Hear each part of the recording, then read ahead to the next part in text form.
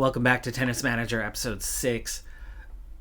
Where we're at right now, obviously we've got two rookies that can't even buy a win right now, right? They've each had one win total in their career thus far. They are really struggling, and their development, even as we do this rotation thing, because of their standard development pace where they're going to develop much more in their 20s than they are now as teenagers, we can get them competitive at the lowest levels, but that's going to take time.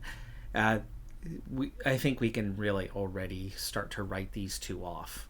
They are not going to be very effective. Now, that doesn't mean I'm going to instantly give up on them and go back to uni. But right now, uni, as the early bloomer, is absolutely 100% our one and only of this trio that is going to at least grow and develop a little bit in the timeline that makes sense. I'm not waiting for these two to be in their 20s to pick up their development scale. Meaning, additional coaches, 100% not happening right now. The one additional coach we actually did bring in, having some technical ability, is actually helping uni. So having them work with uni right now is good. We're making progress. Uni is becoming more well-rounded, even though it's at a somewhat slower rate. It is at least some progress. So if we can get a point or two for a while out of them while slowly getting some points into the other two, that's all good. That's all good. But in the meantime, what's the long-term goal then? Those two aren't going to cut it. Uni's never going to cut it. Just do better than they are.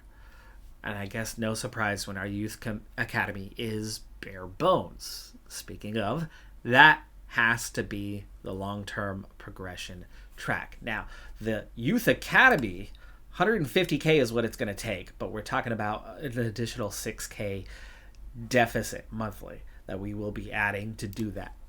That's not a lot, but we do want to remain profitable. So before too long here, I do think we're going to have to invest into that. We're at 123K right now. Maybe we do that this year and push that along. But in the meantime, our youth team, actually, we did not instantly get the next class. That group graduated and we took two of them. The third one left the academy. You have to make a decision on each to proceed.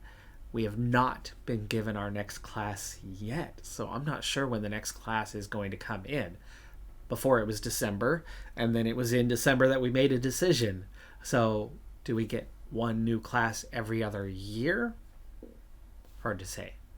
I'll let you know when I find out. So Tanoe, 30 level, first round, down a game. She does level. That was a pretty close one, back and forth, but then she quickly loses the next. She has drawn level again, though. I'm not quite liking how the balance of things is going, but she is up 4-3, so she's given herself at least a chance in this one. Now down 4-5, though. Straight points on that. Draws level. Down 5-6. Needs this one. Tiebreaker. She's winning the tiebreaker, so at least she has taken the first set. And looking fairly decent in the next one, up 3-2. Really back and forth, though. Most of the time they are holding serve. 4 games all. 5 games all. And second set. Let's jump in. Second set. Oh, she lost the set, 5-7. Jumped in a little too late there. Let's speed things up for now as we go into a decisive third set. At least she's made the third set here, but Tanoe has really struggled on the season so far. 1-9 is her record so far this year. And then she's broke in the very first game of the decisive third set.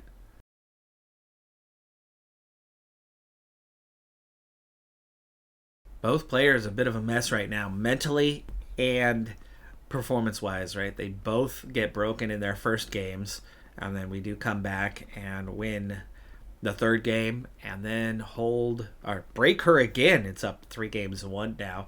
They're also both below that 50% threshold now, where they're both losing some accuracy.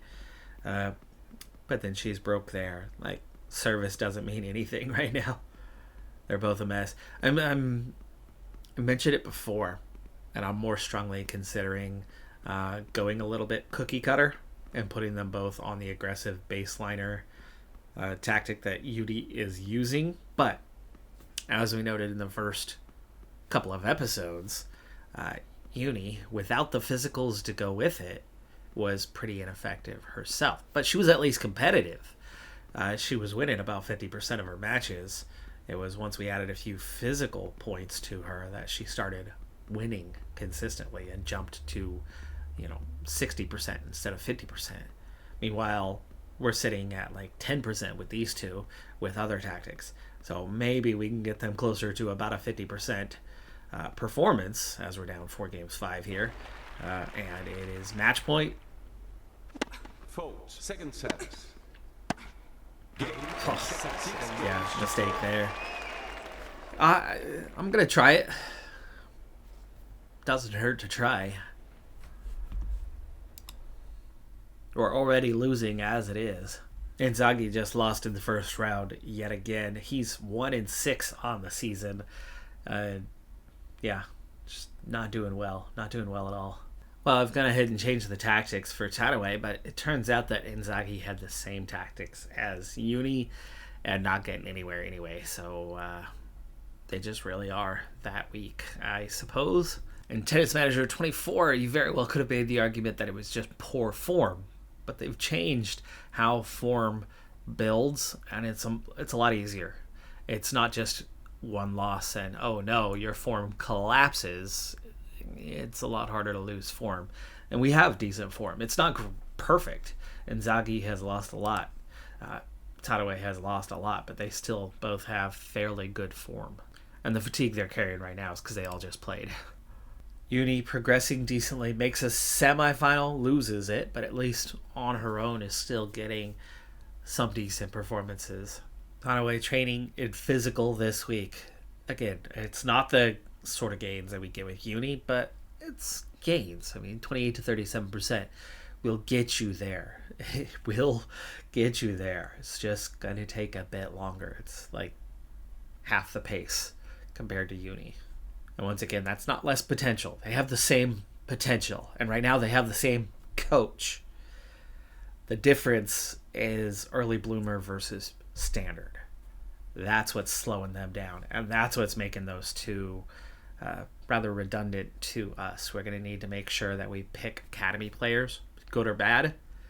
Pick academy players with an early bloomer profile as we grow and develop the academy. We don't have time to wait for somebody to, go 6 years, 7 years before they even start to grow and develop. We need those roster spots specifically for early bloomers here on out. 60 level, first round, different tactic. Tadaway does get the victory. So, is the tactic helping? I don't know. The double faults is the same. The winners are still there. The unforced errors are still there. Just maybe an opponent who was even less clean than we were is all it was. It's very close anyway. Inzaghi again out in the first round, but at least Uni is progressing. Our opponent in round 2, Iwasa, at least did us a little bit of a favor. We should have been up against the number 1 seed, but she knocked her off. And so we get the unseeded Iwasa, who has a similar ranking to us, but is a little bit higher up, meaning she's certainly scored more points and takes the first set and takes the first 2 games of set number 2, but we break her to get back into it and draw level just after. 3 games all, 4 games 3. We're going to have to win this set to have any hope, so I won't slow it down now. 5 games all, though.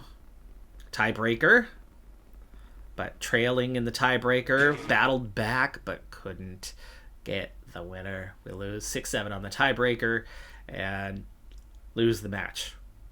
Gave it a good fight. Close. Definitely more competitive than what we'd been, and certainly less unforced errors than before, but a lot of forced errors. So Tadaway just does not have the skill set right now to be very competitive. Second round's a loss, though, but at least we got one. Uni with a semi-final win will play in another final, or second of the year.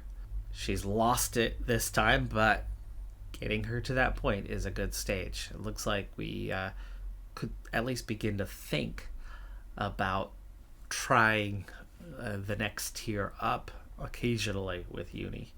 Difficult draw for the next tournament, but it's a win. Tanaue scoring her third of the year.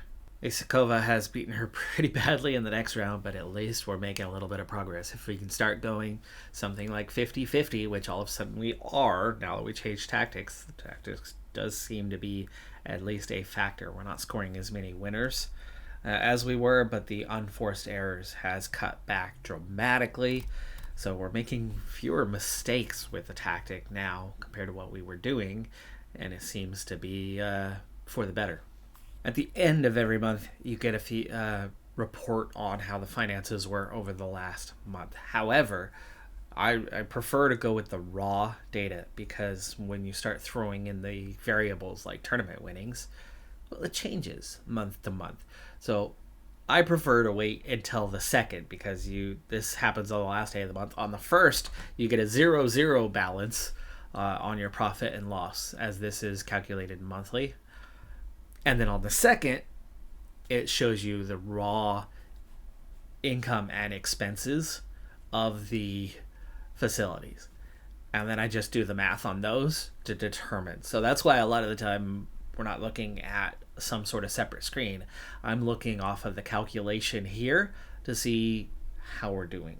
For the last month, and at least in general, though, you can still get a good idea of this one. The business center is making us a lot of money. I mean, we're making, 32K, almost 33K a month off of that. The medical center is also making us 22,000, while the sports center is costing us 11K a month, and that youth and scouting, which is always going to be a negative, is minus 9K, almost just 8. Then it's offset by additional cost staff, right? There's no income from the staff, so that's 18,000 a month, but then the tournaments offsets some of that with 2,000 in winnings.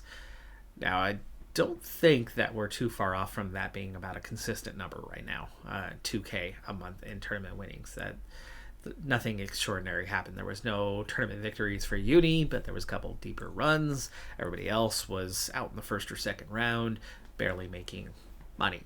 For the moment, at least, that feels like that's about where we're at. So at least by the end of the month, we're looking at a 19K profit. And of course, once we have that 150K plus, I'm probably going to be investing in that, taking that down by another 6K or so, but that's still profit. And that'll help us with the next generation that rolls in, because we are going to need some better potential. But obviously, more importantly right now, we need early bloomers than anything else. Uni just rolled through another 100 level tournament that she won, so it's her first 100 level victory.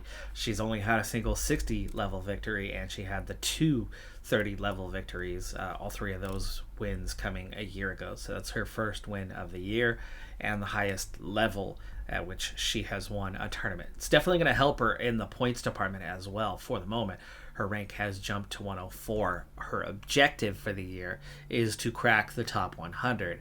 So as things are going, we're accumulating enough points that she's rising up through the ranks and should be able to get into that top 100 and level off a little bit up there, even without controlling her directly, while we focus on technical training in her off weeks where she's only making minor development. So for the moment, the rotation plan seems to be working, seems to be going according to plan, at least for Uni. It's the other two that's a little more worrying, because their progression rate is slowed just due to their type. We've gained an all-important attribute point, speed up to an 8 for Tanaue. My goal had been to get them to about 10. I'm not sure that that's going to happen at this point. I mean, we're already into May. We started at the turn of the month from January into February. So we are 2.5 months into Tanaue being the focal point. Inzaghi still needs to have his turn. We don't need to jump into that immediately, though Tanaue does seem to be performing a little bit better right now. So I'm thinking about maybe here in a few more weeks starting with Inzaghi for a while, and then going back to Tanoe for another chunk of the season, and then finishing with Inzaghi. So a little back and forth between them, as opposed to half the year with one and half the year with the other. At least that's what I'm thinking right now.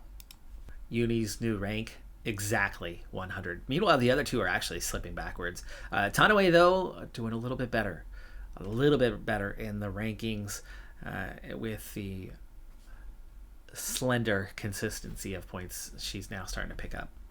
Out in the first round here, though, I'm starting to think maybe I should be throwing them both into 60-level tournaments. That it's not necessarily the opponents are any better there. It's more about picking up points, and you just get more points for that occasional win there than you do with the 30s. But I'm not going to worry about that as much. Neither one of them is going to get anywhere near 250 this season, so they're just simply not going to achieve their goals. So getting the occasional win is ever so slightly easier at the 30 level. Uni, a semi-final exit from this 100 level. Still, it's getting deep runs, winning plenty along the way, and occasionally getting the tournament win is a great place to be for her right now. Great training week for Tanoe, though. Natural fitness up to level 8, tactical skills up to level 6, anticipation up to level... actually still level 5. That is not a level up. It's at 99.02%. It's 1 percentage point away from leveling up to level 6. Inzaghi finally wins a match, his second of the season, out in the second round. But hey, he got to win. New plan. Time to be a little more practical. Inzaghi and Tanoe are both going to be failures. We have 2 coaches. I don't need 3. Inzaghi and or Tanoe. I'm diluting our effectiveness by keeping 3. Now, Uni is making progress. Things are going according to plan. And no matter what we do, Inzaghi and Tanoe are both going to struggle. But if I focus my attention on just Uni and Tanoe and the 2 staff members that I have, the 2 coaches that I have, to lift them both up, even though Tanoe is going to progress more slowly. If I spread my coaches too thin and then switch my allegiance to Inzaghi for a while on the rotation, then both Inzaghi and Tanoe are going to progress very slowly. If I ignore Inzaghi entirely and focus my attention rotating between Uni and Tanoe, Uni will stay on track according to the plan, but Tanoe will progress more quickly. It'll still be slower than we want, but it'll help Tanoe out by giving the extra attention. When Inzaghi gets to the point that he wants to terminate contract because we're not achieving goals, which actually might even happen here soon, I'm going to accept it. Let's roll with 2 athletes for a while with all of our attention on both of them. Give them the attention they deserve. Then when the time comes, we'll have a new class rolling in, and then we actually have space because we have 1 free slot you can see there. We can recruit with Inzaghi Gun 2 more. So we can take 2 in the next class as a result. I think that's probably a more stronger strategic value bang for your buck long-term plan. Kind of more of a 1 per class or 2 per class. Go ahead until we have those better facilities. And actually, we might get there pretty soon. We're a day away from getting our cash injection for the month, and it will put us above 150k. Anyway, still has work to do, though. Minus 4 points, lost the match in 3 sets. 8 double faults today. Minus 15 on the winners. Plus 11 on the unforced errors. Again, that part's looking better now. Plus 2 on the forced errors. Hitting a few fewer winners than we were before, but keeping it cleaner. Generally, that's working out. But 8 double faults is definitely not helping you, even though our opponent also had 6. That's oh so close to a victory. And there's more of those than there were. We're not getting blown out occasionally. and then sort of competitive occasionally, but losing almost every match. Now it's more balanced. It's the lose a balanced match or win a balanced match. We're kind of hovering around that 50% now, or at least closer to it. This is going to stretch me thin, but we're going to go ahead and invest that 150K and take that 6K hit monthly on our profit margin. We're only getting a 1% boost to the progression for our juniors out of this, but the big thing is the scouting, the youth academy itself is going to a higher level, and there's more than one calculation that goes into this, but we are going to have a higher net level also across the youth and scouting center, and it's going to give us better odds of talent coming in the next class. I think one of the other things to do in the near future is get our relaxation room and video game room done. It's going to come with a boost itself. Not much in terms of expenses. It's only a 1% boost, but again, it's going to raise the level, which is going to increase the talent level of the prospects coming in the future classes. So we do need to invest into this youth and scouting center as much as we can. We do have a couple here that actually come with some financial offsetting boost for us, and that's probably a useful thing to invest into. Uni still making gains even with a weaker coach. Just it's that early bloomer thing. Counter up to a level 7, tactical skills up to level 12. Inzaghi going nowhere fast, but Tanaway anticipates half a percentage point, but anticipation, it's there now, level 6, and then the focus also only had 2.5% to go. This was coming off of a tournament week where she lost at the beginning of the week, so she had some lighter training coming out of that one, but still gains 2 attribute points. Progress is progress. End of the period, Uni has settled right about that 100 mark now. She's going to need another tournament win to get the extra points to boost up a little bit higher, you would think, as it yo-yos a bit at this stage, but we're really close to that 100 mark now. 233 points compared to 72 in the last, and that was just 5 tournaments. 15 wins, 78% win percentage, really good, and 8K prize money share, so definitely bringing us in more cash than before. Inzaghi, 1 win. This specific period only had 1 win for Tanaway herself, though. Uni, first ever 200 level tournament, out in the first round. Inzaghi also out in the first round, as per usual for him. But Uni, we tried. I scheduled 1 200 level tournament, and yeah, she didn't even get out of the first round. Uni inching her way, serve consistency up to a level 6. Tanaway stamina up to a level 8. And we hit that mid-season summary of sports goals, and it was not Inzaghi who asked for the contract termination. It's Tanaway, which of course I denied that one as we're trying to focus on her. First round success for Tanaway, 30 level. Matevska, the opponent here, similar on winners. I think we're going to be behind a lot in that area, but the big difference here is tactically playing smarter, making less mistakes, and it shows with a plus 22 in the unforced errors. We clearly don't have as much talent as our opponent, as we go -6 on the forced errors. We were -7 on the winners, but it was the keeping it cleaner, making less mistakes, results in enough points to win. We got absolutely hammered in the first set, but we come back 6-3, 6-2, and take the day. Second round, yeah, problems.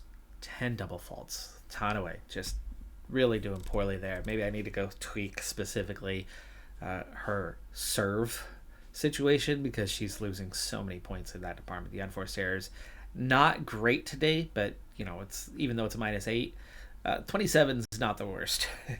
We were seeing 30s and 40s before consistently. It was a bad day for her, but giving away 10 points here, I mean, that would have been 60. Well, take 10 points away here, because those points aren't won otherwise.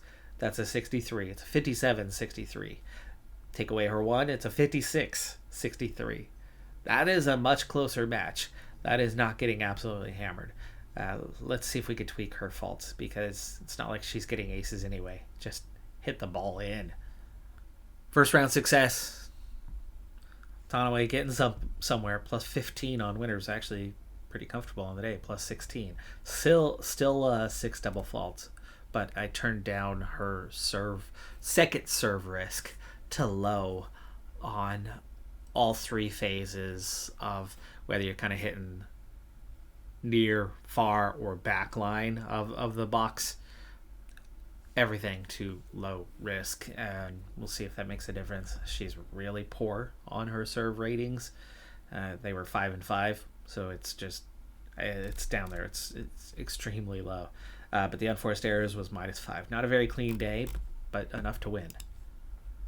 Torino, though, has hammered us. Only 1 double fault, though, on the second day, so I'll take that. They only played 86 points. This was over fast.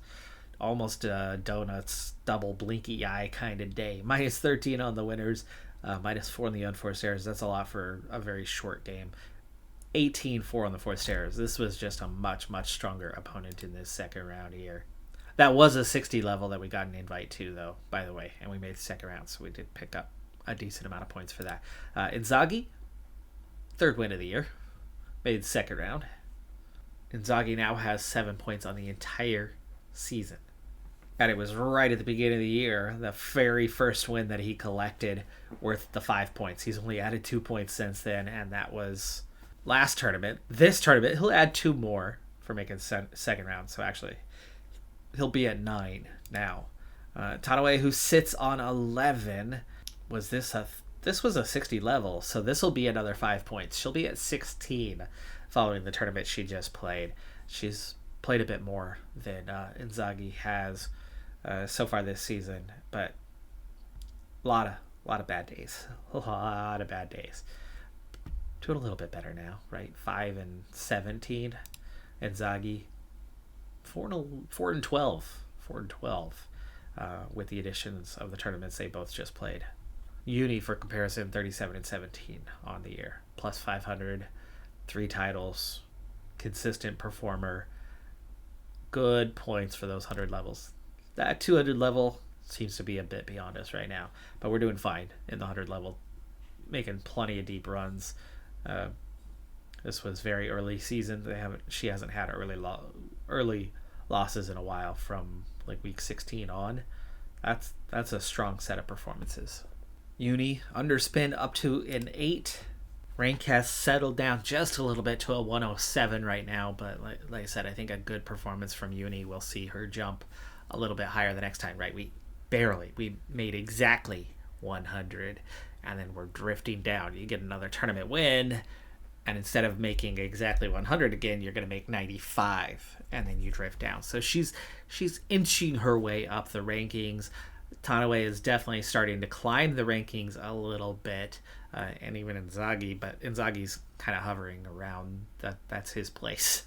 He's not good. But Tanaway, like we were 430 at the start, we've just gotten back to where we were, and we're not getting towards that 250. So expectations will remain very, very low there. But we'll keep working with Tanaway. We'll keep working with her, especially as we have 2 coaches, one for the technical, one for the physical and mental. That rotation is good for Uni, and that means it's good for 2 players. It's really a system that's built for 2 players right now. So I will stick with Tanaway throughout the coming year, but it looks like Inzaghi's going to wait until the late period of the year. If he asks for a termination at that point, we'll grant it and just focus on the 2. And then for the moment, at least, still no sign of a new class. We are about to hit the midpoint of the year, though. We're just a few days away from it. So maybe we'll get a new class coming in, but maybe it's once every other year is the way that one works. Just a little odd. I would think it would be a yearly kind of thing, but it is what it is.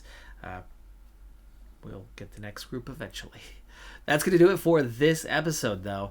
I do have a feeling at this rate, we're going to probably fly through another half a season in the next episode. There's not much reason to slow things down with the state of performance of Uni and Tanaway. Tanaway is still lingering in the gutter as a rookie, where Uni has certainly made progress, but I mean, it's not like we're tearing the world apart. We're third tier junior tournaments. When they normally have higher potential than this, we would already be competing to win larger level tournaments, making quarterfinals of a junior slam, so on and so forth, be in the top 15 or 20 by this stage. So Yuri's not going into the stratosphere, but it looks like she'll at least stick around and make it as a pro, and for the moment at least, definitely the best player we've got. So we're not going to part ways with Uni anytime soon, but eventually we absolutely will have to move on to Uni, because we will find better prospects who will outdevelop her. But for now, she's got a place on the team. That's going to do it for this episode. I'm Decathlon Gamer. Like, comment, subscribe, and I'll see you next time. Have a good one. Be safe out there. Bye for now.